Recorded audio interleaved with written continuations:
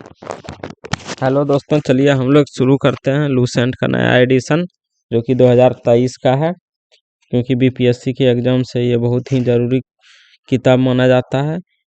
इस बुक में बहुत शॉर्ट्स में आपको रिवीजन हो जाएगा। हम लोग सबसे पहले जो है प्राचीन भारत से देखते हैं। प्राचीन भारत में भी उसमें वही लाइन देखेंगे जो इम्पोर्टेंट होगा, क्योंकि ज़्यादा पढ़ने से कोई फ़ायदा नहीं है। पढ़िए वही जो एग्ज़ाम में आए।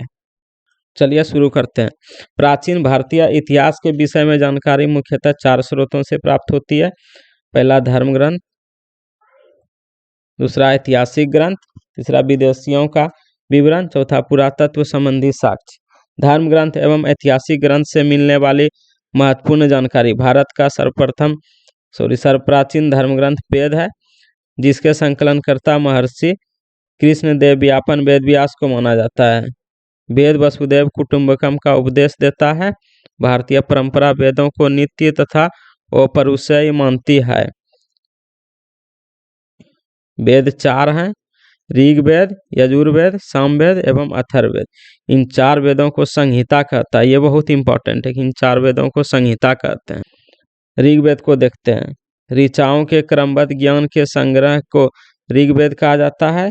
इसमें 10 मंडल है, 1028 सूक्त, वाल्खील्य पाठ के 11 सूक्तों सहित एवं 10,462 ऋचाएं हैं। इस वेद के ऋचाओं को पढ़ने वाले ऋषि को होत्री कहते हैं। होत्री कहते हैं इस वेद के ऋचाओं को पढ़ने। इस वेद में आर्य के राजनीतिक प्रणाली, इतिहास एवं ईश्वर की महिमा के बारे में जानकारी मिलती है। विश्वामित्र द्वारा रचित ऋग्वेद के 3रे मंडल में सूर्य देवता सावित्री को समर्पित गायत्री मंत्र है। इसके 9वें मंडल में देवता सोम को उल्लेख मिलता है। इसके 8वें मंडल की हस्तलिखित ऋचाओं को खील कहा जाता है। हस्तलिखित ऋचाओं को क्या कहा जाता है? खील कहा जाता है। चतुष्वर्णीय समाज की कल्पना का आदि स्रोत ऋग्वेद के 10वें मंडल में वर्णित पुरुष सूक्त है, जिसके अनुसार 4 वर्ण हैं। पहला है ब्राह्मण, क्षत्रिय, वैश्य तथा शूद्र।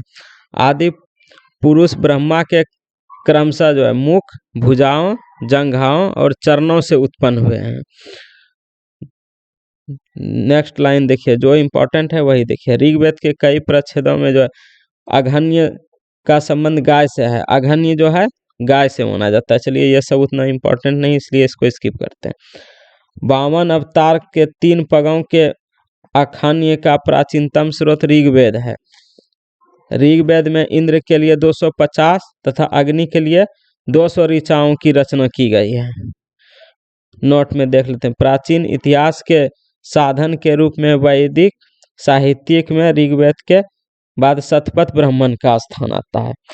यजुर्वेद स्वस्वर पाठ के लिए मंत्रों तथा बाली के अनुपालन के लिए नियमों का संकलन यजुर्वेद कहलाता है। इसके पठनकर्ता को अधर्वायु कहते हैं। अधर्व्यू। ऋग्वेद में यज्ञों के नियमों एवं विधि विधानों का संकलन मिलता है। इसमें बलिदान विधि का वर्णन है। यह एक ऐसा वेद है जो गद एवं पद दोनों में है। तो कौन सा एक ऐसा वेद है जो गद एवं पद दोनों में है? तो यजुर्वेद है। चलिए अब हम लोग सामवेद को देखते हैं। साम का शाब्दिक अर्थ होता है गान। इस वेद में मुख्यतः यज्ञों के अवसर पर गाए जाने वाले ऋचाओं मंत्रों का संकलन है। इसके पाठनकर्ता को उदात्री कहते हैं। इसका संकलन ऋग्वेद पर आधारित है। इसमें 1810 सूक्त है जो प्रायः ऋग्वेद से लिए गए हैं। इसमें भारतीय संगीत का जनक कहता है। इसको सामवेद को भारतीय संगीत का जनक कहता है। नोट: यजुर्वेद तथा सामवेद में किसी भी विशिष्ट ऐतिहासिक घटना का वर्णन नहीं मिलता है। अथर्ववेद अथर्वा ऋषि द्वारा रचित इस वेद में कुल 731 मंत्र तथा लगभग 6000 पद हैं। इसके कुछ मंत्र ऋग्वैदिक मंत्रों से भी प्राचीनतर है। औषधों का उल्लेख सबसे पहले अथर्ववेद में ही मिलता है। जो औषधि वगैरह का है वो अथर्ववेद में ही मिलता है। ऐतिहासिक दृष्टि से अथर्ववेद का महत्व इस बात में है कि इसमें सामान्य मनुष्यों के विचारों तथा अंधविश्वासों का विवरण मिलता है। पृथ्वी सूक्त अथर्ववेद का प्रतिनिधित्व सूक्त माना जाता है। इसमें मानव जीवन के सभी पक्ष, गृह निर्माण, कृषि की उन्नति, व्यापारिक मार्गों का गहन यानी कि खोज, गहन यानी खोज, रोग निवारण, समन्वय, विवाह तथा प्रणय गीत, राजभक्ति, राजा का चुनाव, बहुत से वनस्पतियों एवं औषधियों, साप, वशीकरण, प्रायश्चित, मातृभूमि, महंतमय आदि का विवरण दिया गया है। कुछ मंत्रों में जादू टोने का भी वर्णन है। देखिए जितने सारे ये अभी नाम है, ये सब जरूरी है एक बार पढ़ना, क्योंकि इसमें से कुछ ऑप्शन में मिल जाएंगे कि ये है या नहीं है, तो फिर वहाँ फंस जाएंगे। इसलिए सबको एक बार अच्छे से देखना बहुत जरूरी होता है। अथर्ववेद में परीक्षित को कुरुओं का राजा कहा जा गया है तथा कुरु देश की समृद्धि का अच्छा चित्रण मिलता है। इसमें सभा एवं समिति को प्रजापति की 2 पुत्री कहा गया है।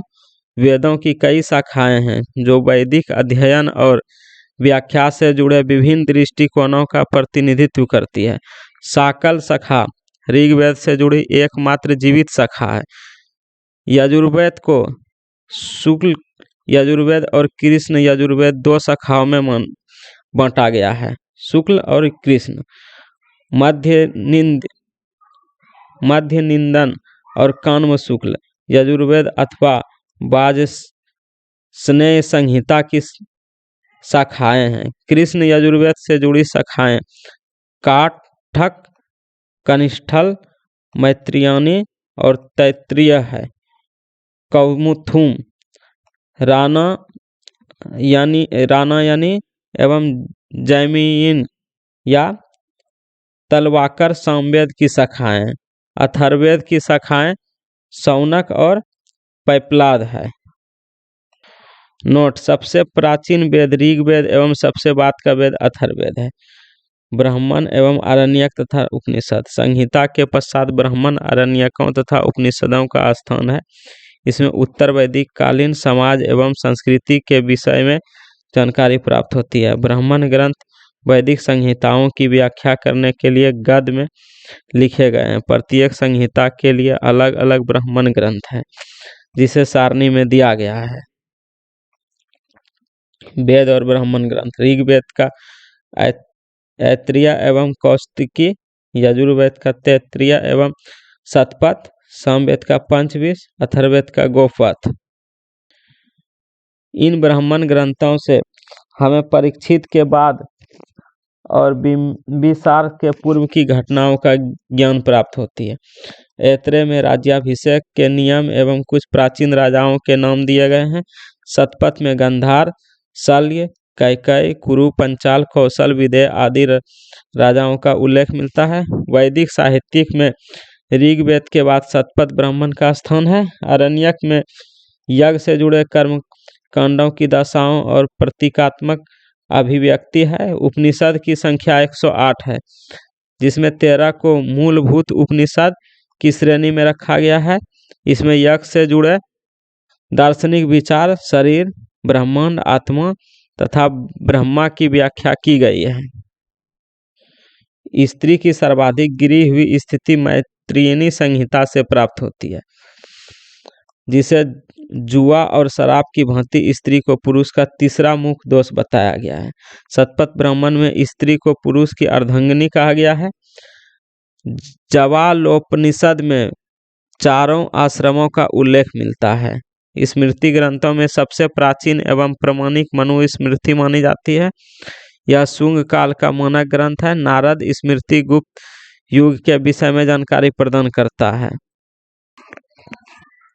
वेदांग एवं सूत्र: वेदों की भली भांति समझने के लिए 6 वेदांगों की रचना हुई है। यह शिक्षा, शुद्ध उच्चारण शास्त्र, कल्प, कर्मकांडीय विधि, निरुक्त शब्दों की व्युत्पत्ति शास्त्र, व्याकरण, छंद एवं ज्योतिषी। ईरान के ये दूसरा पेज हो गया। चलिए यहाँ आ गए हम लोग फिर से। वैदिक साहित्य को अक्षुण्ण बनाए रखने के लिए सूत्र साहित्य का प्रणयन किया गया है। सूत्र, गृह एवं धर्म सूत्रों के अध्ययन से हमें यज्ञ विधि विधान का कर्मकांडों तथा राजनीतिक विधि एवं व्यवहार से संबंधित महत्वपूर्ण बातें ज्ञात करते हैं। प्रमुख सूत्रकारों से गौतम, बौद्धयन, आपस्तम्ब, वशिष्ठ आदि के नाम विशेष रूप से उल्लेखनीय है। सूत्रों में गौतम धर्मसूत्र सबसे प्राचीन माना गया है। पुराण भारतीय ऐतिहासिक कथाओं का सबसे अच्छा क्रमबद्ध विवरण पुराणों में मिलता है। इसके रचयिता लोमहर्ष अथवा इनके पुत्र उग्रश्रवा माने जाते हैं। इनकी संख्या 18 है, जिसमें से केवल 5 मत्स्य, वायु, विष्णु, ब्रह्मा एवं भागवत में ही राजाओं की वंशावली पाई जाती है। जिसमें देखिए इसे 18 है, लेकिन इसमें से 5 में ही जो है राजाओं की वंशावली पाई जाती है। मत्स्य, वायु, विष्णु, ब्राह्मण एवं भागवत में ही। पुराण से संबंधित वंश विष्णु पुराण का मौर्य वंश का मिलता है विष्णु पुराण में। मत्स्य पुराण में अंध्र सातवाहन वंश का मिलता है। वायु पुराण में गुप्त वंश का मिलता है। नोट, पुराणों में मत्स्य पुराण सबसे प्राचीन एवं प्रामाणिक है। अधिकतर पुराण सरल संस्कृत श्लोक में लिखे गए हैं। स्त्री तथा शूद्र जिन्हें वेद पढ़ने की अनुमति नहीं थी, वे भी पुराण सुन सकते थे, परंतु पढ़ नहीं सकते थे। पुराणों का पाठ पुजारी मंदिरों में क्या करते थे। सामाजिक एवं सांस्कृतिक दृष्टि से अग्नि पुराण काफी महत्व है, जिसे राजतंत्र के साथ साथ कृषि संबंधी विवरण भी दिया गया है। बौद्ध, जैन एवं अन्य साहित्य जातक में बुद्ध की पूर्वजन्म की कहानी वर्णित है। हीनयान का प्रमुख ग्रंथ कथा वस्तु है, जिसमें महात्मा बुद्ध का जीवन चरित्र अनेक कथावाचकों के साथ वर्णित है। जैन साहित्यों को आगम कहा जाता है। जैन धर्म का प्रारंभिक इतिहास कल्पसूत्र से ज्ञात होता है। जैन ग्रंथ भगवती सूत्र में महावीर के जीवन, कृतियों तथा अन्य समकालीनों के साथ उनके संबंधों का विवरण मिलता है। अर्थशास्त्र के लेखक चाणक्य, कौटिल्य या विष्णुगुप्त हैं। यह 15 अधिकरणों एवं 180 प्रकरणों में विभाजित है। इससे मौर्यकालीन इतिहास की जानकारी प्राप्त होती है। अनुवादक शाम शास्त्री संस्कृत साहित्य में ऐतिहासिक घटनाओं को क्रमबद्ध लिखने का सर्वप्रथम प्रयास कल्हण के द्वारा किया गया था। कल्हण द्वारा रचित पुस्तक जो है राजतरंगिणी, राजाओं की नदी है, जो कहीं कहीं राजतरंगिणी और राजाओं की नदी भी मिलता है। इस ग्रंथ में 8 सर्ग हैं, जिन्हें तरंगों की संज्ञा दी गई है। 8 सर्ग को तरंग की संज्ञा दी गई है। इसमें प्रारंभ से लेकर 12वीं सदी तक के कश्मीर के शासक का वर्णन है। अरबों की सिंध विजय का वृत्तांत चचनामा लेखक, जिसका चचनामा का है, अली अहमद में सुरक्षित है। अष्टाध्यायी संस्कृत भाषा का व्याकरण का प्रथम पुस्तक के लेखक पाणिनि हैं। अष्टाध्यायी का लेखक पाणिनि है। इसे मौर्य के पहले का इतिहास तथा मौर्ययुगीन राजनीतिक अथवा अवस्था की जानकारी प्राप्त होती है। नोट, अष्टाध्यायी में पहली बार लिपि शब्द का प्रयोग हुआ है। कात्यायन की गार्गी संहिता एक ज्योतिष ग्रंथ है, फिर भी इसमें भारत पर होने वाले यवन आक्रमण का उल्लेख मिलता है। पतंजलि का पुष्यमित्र शुंग के पुरोहित थे। पतंजलि जो थे पुष्यमित्र शुंग के पुरोहित थे। इनके महाभाष्य से शुंगों के इतिहास का पता चलता है। विदेशी यात्रियों से मिलने वाली प्रमुख जानकारी। यूनानी रोमन टेसियस या ईरान का राजवैद्य था। भारत के संबंध में इसका विवरण आश्चर्यजनक कहानियों से परिपूर्ण होने के कारण अविश्वसनीय है। हेरोडोटस इसे इतिहास का पिता कहा जाता है। इसने अपनी पुस्तक हिस्टोरिका में 5वीं शताब्दी ईसा पूर्व के भारत फारस देखते हैं। तो हेरोडोटस इसे इतिहास का पिता कहा जाता है। इसके अपनी पुस्तक हिस्टोरिका में 5वीं शताब्दी ईसा पूर्व के भारत फारस ईरान के संबंध का वर्णन किया है, परंतु इसका विवरण भी अनुश्रुतियों एवं अफवाहों पर आधारित है। सिकंदर के साथ आने वाले लेखक में नियार्कस, अनेक्सिक्रिटस तथा अरिस्टोबुलस के विवरण अधिक प्रमाणिक एवं विश्वसनीय है। मेगास्थनीज एवं सेल्यूकस निकेटर का राजदूत था, जो चंद्रगुप्त मौर्य के राज दरबार में आया था। इसने अपनी पुस्तक इंडिका में मौर्ययुगीन समाज एवं संस्कृति के विषय में लिखा है। डायमेकस या सीरियन नरेश अंत्योकस का राजदूत था, जो बिंदुसार के राज दरबार में आया था। इसका विवरण भी मौर्ययुगीन संबंधित है। डायोनिसियस या मिस्र नरेश टॉलमी फिलेडेल्फस का राजदूत था, जो अशोक के राज दरबार में आया था। टॉलमी इसने दूसरी शताब्दी में भारत का भूगोल नामक पुस्तक लिखी थी। प्लिनी इसने प्रथम शताब्दी में नेचुरल हिस्ट्री नामक पुस्तक लिखी थी। इसमें भारतीय पशुओं, पेड़ पौधे, खनिज पदार्थ आदि के बारे में विवरण मिलता है। पेरिपल्स ऑफ द इरिथ्रियन सी, इस पुस्तक के लेखक के बारे में जानकारी नहीं है। यह लेखक करीब 80 ईस्वी में हिंद महासागर की यात्रा पर आया था। इसने उस समय के भारत के बंदरगाहों तथा व्यापारिक वस्तुओं के बारे में जानकारी दी है। चीनी लेखक को देखते हैं। फाहियान या चीनी यात्री गुप्त नरेश चंद्रगुप्त द्वितीय के दरबार में आया था। फाहियान जो है गुप्त नरेश चंद्रगुप्त द्वितीय के दरबार में आया था। इसने अपने विवरण में मध्य प्रदेश के समाज एवं संस्कृति के बारे में वर्णन किया है। इसने मध्य प्रदेश की जनता को सुखी एवं समृद्ध बताया है। यह 14 वर्षों तक भारत में रहा था। संयुगन यह 518 ईस्वी में भारत आया। इसने अपने 3 वर्षों की यात्रा में बौद्ध धर्म की प्राप्ति एकत्रित की है। हेनसंग यह हर्षवर्धन के शासनकाल में भारत आया था। हेनसंग 629 ईस्वी में चीन से भारतवर्ष के लिए प्रस्थान किया और लगभग 1 वर्ष की यात्रा के बाद सर्वप्रथम वह भारतीय राज्य कपिसा पहुंचा। भारत में 15 वर्षों तक ठहरकर 1645 ईस्वी में चीन लौट गया। वह बिहार में नालंदा जिला स्थित नालंदा विश्वविद्यालय में अध्ययन करने तथा भारत से बौद्ध ग्रंथों को एकत्र कर ले जाने के लिए आया था। इसका भ्रमण वृत्तांत CU नाम से प्रसिद्ध है, जिसने 138 देशों का विवरण मिलता है। जिसमें इसने हर्षकालीन समाज, धर्म तथा राजनीतिक के बारे में वर्णन किया है। इसके अनुसार सिंध का राजा शूद्र था। हेनसंग ने बुद्ध की प्रतिमा के साथ साथ सूर्य और शिव की प्रतिमा का भी पूजन किया है। नोट: हेनसंग के अध्ययन के समय नालंदा विश्वविद्यालय के कुलपति आचार्य शीलभद्र थे। यह विश्वविद्यालय बौद्ध दर्शन के लिए प्रसिद्ध था। इत्सिंग यह 7वीं शताब्दी के अंत में भारत आया। इसने अपने विवरण में नालंदा विश्वविद्यालय, विक्रमशिला विश्वविद्यालय तथा अपने समय के भारत का विवरण किया। अरबी लेखक जो थे अलबरूनी, यह महमूद गजनबी के साथ भारत आया था। अलबरूनी ख्वारिज्म या खीव आधुनिक तुर्कमेनिस्तान का रहने वाला था।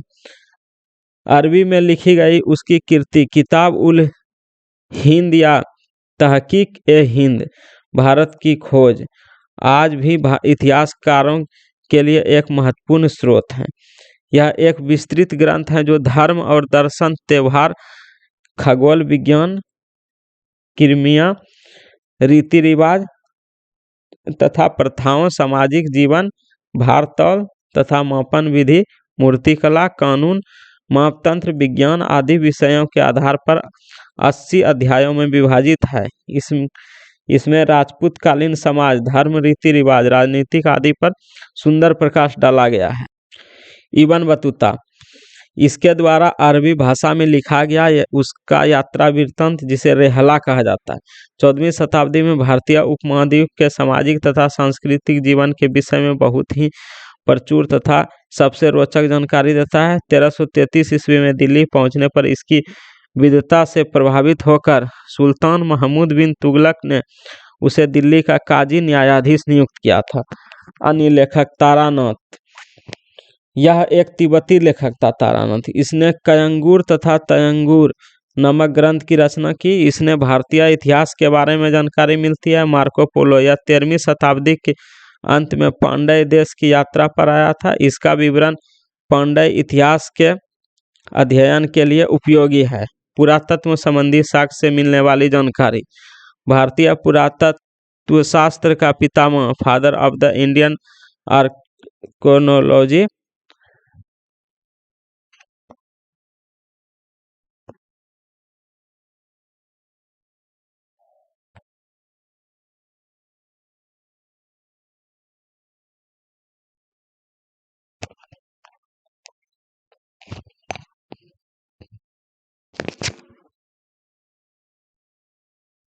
ये कुछ कम आ गया था। सर अलेक्जेंडर कनिंघम को कहा जाता है 1400 ईस्वी के अभिलेख बोगज गोई एशिया माइनर से वैदिक देवता मित्र वरुण, इंद्र और नास्य अश्विन कुमार के नाम मिलते हैं। मध्य भारत में भगवंत धर्म विकसित होने का प्रमाण यवन राजदूत होलियोडोरस के वेशनगर विदिशा गरुड़ स्तंभ लेख से प्राप्त होता है। सर्वप्रथम भारतवर्ष का जिक्र हाथी गुम्फा अभिलेख में है। सर्वप्रथम दुर्भिक्ष का जानकारी देने वाला अभिलेख सोहगड़ा अभिलेख है। इस अभिलेख में संकट काल में उपयोग हेतु खाद्यान्न सुरक्षित रखने का भी उल्लेख है। सर्वप्रथम भारत पर होने वाले हून आक्रमण की जानकारी भीतरी स्तंभ लेख से प्राप्त होती है। सती प्रथा का पहला लिखित साक्ष्य एरन अभिलेख शासक भानुगुप्त से प्राप्त होती है। सातवाहन राजाओं का पूरा इतिहास उसके अभिलेखों के आधार पर लिखा गया है। रेशम बुनकर की श्रेणी की जानकारी मंदसौर अभिलेख से प्राप्त होती है।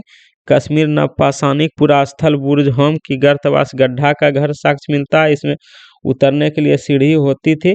यहाँ मनुष्य के साथ उसके पालतू कुत्ते भी दफनाने की प्रचलित थी प्रथा। प्राचीन सिक्कों को आहत सिक्के कहा जाता है। इसी को साहित्य में कारसापन भी कहा जाता है। सर्वप्रथम सिक्के पर लेख लिखवाने का कार्य यवन शासक ने किया था। ये बहुत इंपॉर्टेंट लाइन है। महत्वपूर्ण अभिलेख हाथी गुम्फा अभिलेख तिथि रहित अभिलेख है। ये कलिंग राजा खारवेल शासक द्वारा। जूनागढ़ गिरनार अभिलेख रुद्रदामन। नासिक अभिलेख गौतमी बालश्री। प्रयाग स्तंभ लेख समुद्रगुप्त। ऐहोल अभिलेख पुलकेशिन द्वितीय। मंदसौर अभिलेख मालवा नरेश यशोवर्मन। ग्वालियर अभिलेख प्रतिहार नरेश भोज। भीतरी एवं जूनागढ़ अभिलेख स्तनगुप्त। देवपाड़ा अभिलेख बंगाल शासक विजय सेन द्वारा। नोट अभिलेख का अध्ययन इपिग्राफी कहलाता है। अभिलेख का अध्ययन समुद्रगुप्त की बीना बजाते हुए मुद्रा वाले सिक्के से उसके संगीत प्रेमी होने का प्रमाण मिलता है। अरिकमेडु पुडुचेरी के निकट से रोमन सिक्के प्राप्त हुए हैं। सबसे पहले भारत के संबंध में बर्मा स्वर्ण भूमि वर्तमान में म्यांमार, माल्या स्वर्णद्वीप, कंबोडिया, कंबोज और जावा यवद्वीप में स्थापित हुए। उत्तर भारत के मंदिरों की कला की शैली नागर शैली एवं दक्षिण भारत के मंदिरों की कला द्रविड़ शैली कहलाती है। दक्षिणोपत के मंदिरों के निर्माण में नागर और द्रविड़ दोनों शैलियों का प्रभाव पड़ा, अतः यह वेसर शैली कहलाती है। पंचायतन शब्द मंदिर रचना शैली से संबंधित है। यह एक हिंदू मंदिर तब पंचायतन शैली कहलाती थी जब मुख्य मंदिर 4 सहायक मंदिरों से घिरा होता है। पंचायतन मंदिर के उदाहरण है कंदरिया महादेव मंदिर खजुराहो, ब्रह्मेश्वर मंदिर भुवनेश्वर, लक्ष्मण मंदिर खजुराहो, लिंगराज मंदिर भुवनेश्वर, दशावतार मंदिर देवगढ़ उत्तर प्रदेश, गोंडेश्वर मंदिर महाराष्ट्र। चलिए हम लोग आज यहीं तक रहने देते हैं, फिर नेक्स्ट डे इससे आगे देखेंगे। थोड़ा सा न्यू है तो न्यू में कॉन्फिडेंस नहीं रहता, इसलिए ऐसा नहीं सोचिएगा कि आता नहीं है। हम भी बीपीएससी का ही प्रिपरेशन करते हैं, इसीलिए आता है, बल्कि कभी बोले नहीं है इसलिए ऐसा लगता है। कॉन्फिडेंस बहुत बड़ी चीज़ है, कॉन्फिडेंस सभी को नहीं रहता है। चलिए सब्सक्राइब कीजिए। Thank you.